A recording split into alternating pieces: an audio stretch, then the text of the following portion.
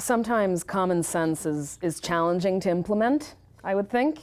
How is your presence received in cultures where traditions dominate, and yet you might show up with an idea of including women at the political decision-making table, for instance, or in a community or something like that? You know, that's a great question, and I really like your understanding that common sense doesn't always dominate.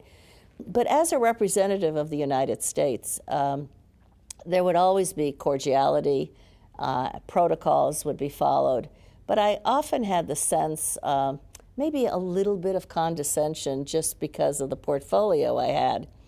And I remember several times where a leader would say something like, you know, it's such a pleasure to meet you, but I have a very busy schedule today, and while I'd like to spend a little time, there's this young woman on my staff who'll engage in a conversation with you, and I'm sure you'll cover everything you want to cover. Oh my. And I would say something like, well, you know, Mr. President or Mr. Minister, it's really too bad because I wanted to talk to you about growing your economy here. And all of a sudden, the conversation changes. And somehow, that is an important message, whereas anything that was contextualized with women, in quotes, because wasn't so strong. Because what's the perception? What might you be talking about as a woman's issue that can be misconstrued as simply a woman's issue? Well, I think that's exactly right. You know, these things that women want to talk about and think about, which by many are viewed, frankly, as marginal. I remember going to the APEC conference. This is the Asia-Pacific platform of the economies of the Asia-Pacific region.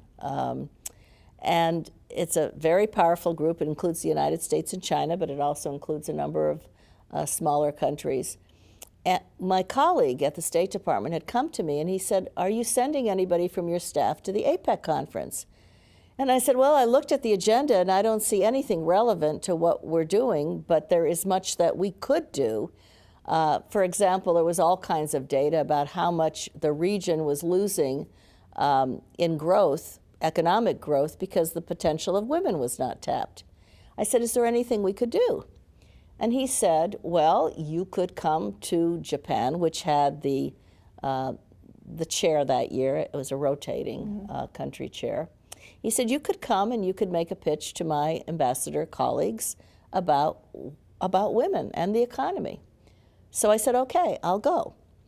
And as I sit here, I remember the reaction, this sea of representatives, and I talked about issues of having to do with the data on women's economic participation, how women spend their resources, what we know in terms of correlations between that economic activity and outcomes. And the first person, a gentleman, came up to me and he said, my, you talked about economics. Oh. And I thought, what a strange reaction.